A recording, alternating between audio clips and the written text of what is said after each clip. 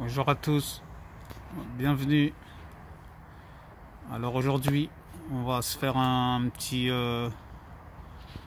clash sympa encore sur Papacito. Papacito épisode 3, si on peut appeler ça un clash. C'est pas un clash, mais j'ai décidé en fait de scruter un peu sa vidéo. On va scruter ensemble là, la fameuse vidéo qu'il a sortie, enfin l'interview qu'il a sortie il y a une semaine avec Valeurs Actuelles, qui a fait plus d'1 million de vues déjà. Donc je pense que vous l'avez tous regardé, ou si vous n'avez pas regardé, bah allez-y la regarder, comme ça on décortique tout ça ensemble.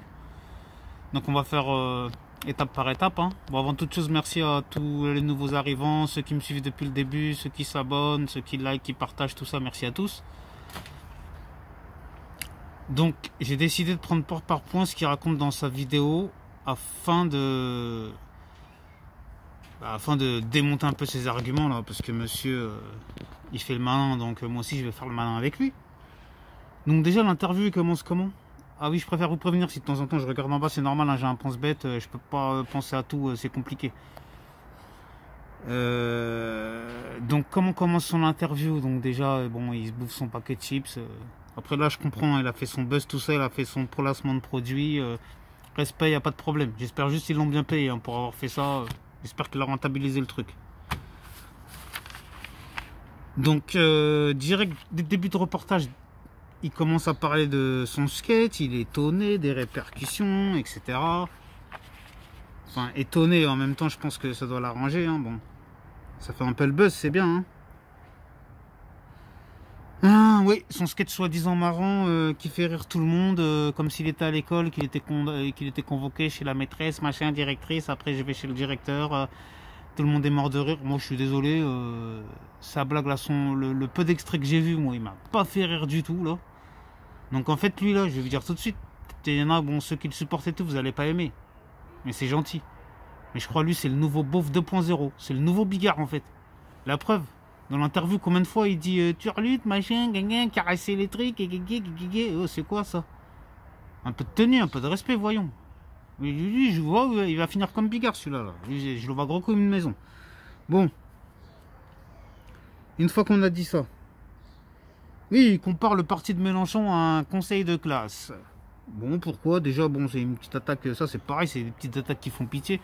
Conseil de classe, pourquoi? Ah, parce que Marine Le Pen, avec son père, c'était pas des conseils de classe depuis des décennies et des décennies. Macron, il fait pas des conseils de classe, là, au conseil des ministres, là. Ils sont pas tous au garde à vous devant lui, là, devant le roi soleil, etc., là. Bon, tout ça pareil, hop, on balaye du revers d'une main. Ensuite, troisième point, on arrive vers la troisième minute.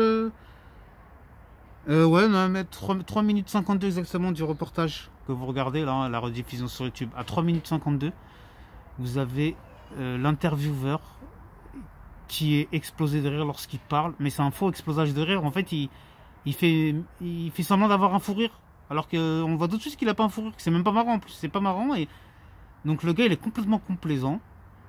Tout au long de l'interview, regardez bien l'interview, on a l'impression qu'il pose 4-5 questions.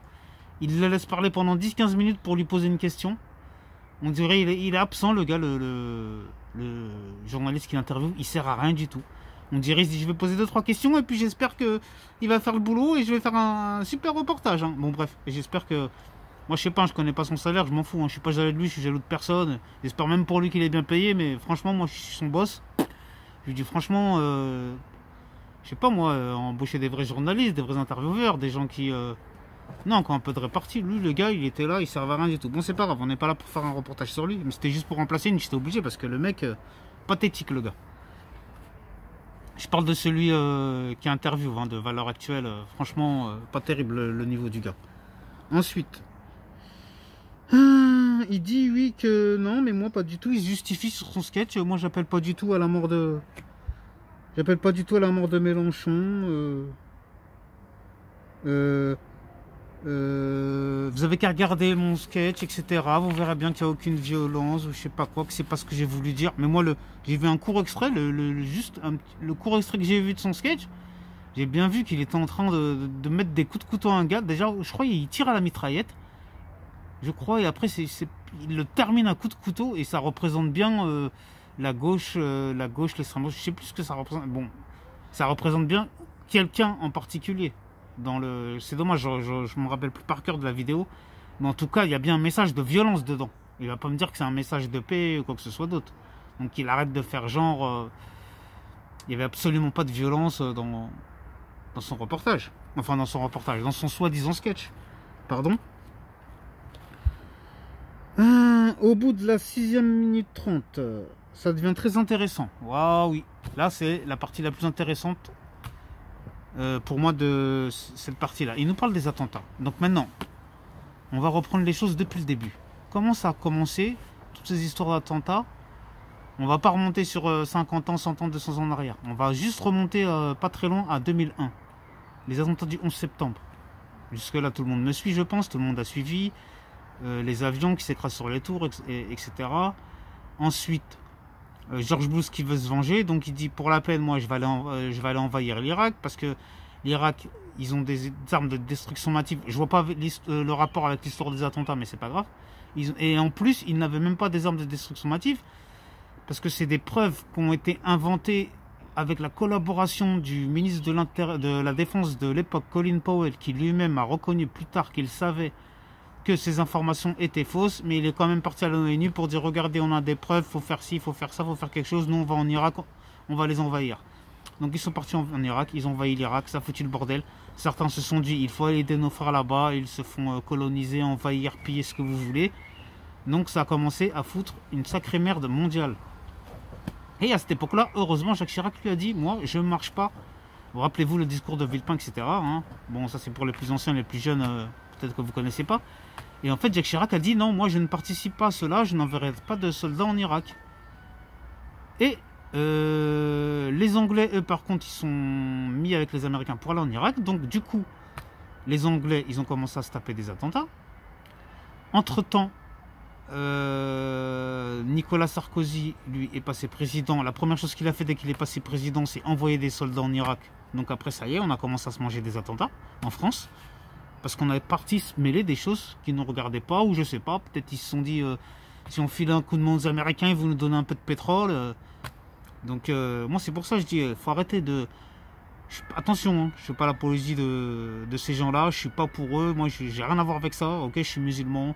Je vais rentrer dans les détails, je suis même non pratiquant, je bois de l'alcool, je fume, je fais pas le ramadan. Mais voilà, je crois en Dieu, et il n'y a que Dieu qui pourra me juger.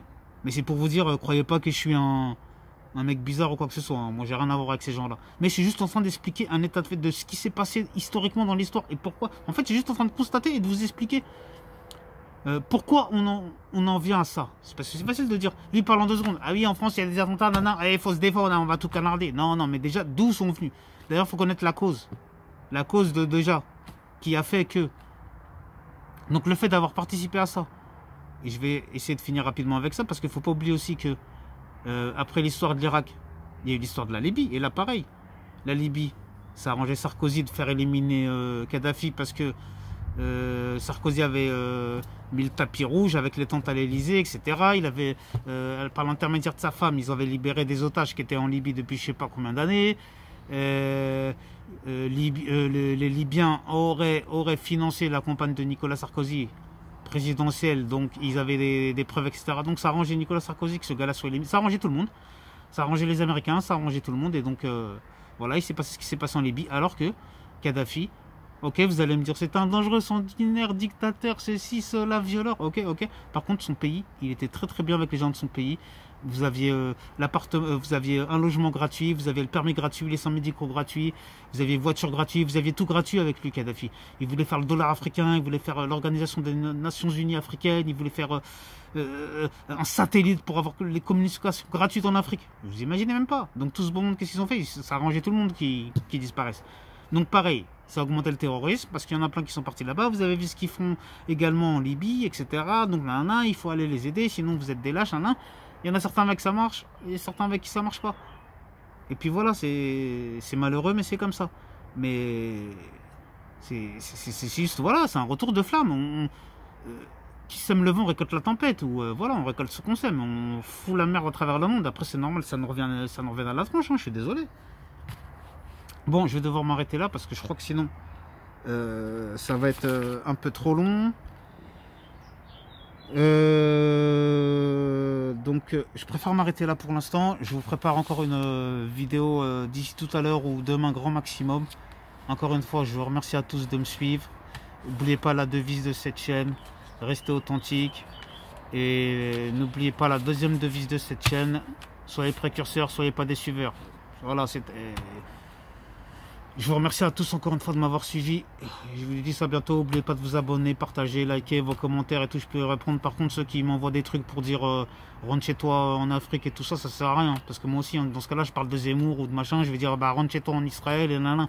Donc ça, c'est pas moi. Non. Moi, je veux un vrai débat constructif. Si c'est pour des insultes, ça sert à rien. Allez, merci à tous. Au revoir. Ciao.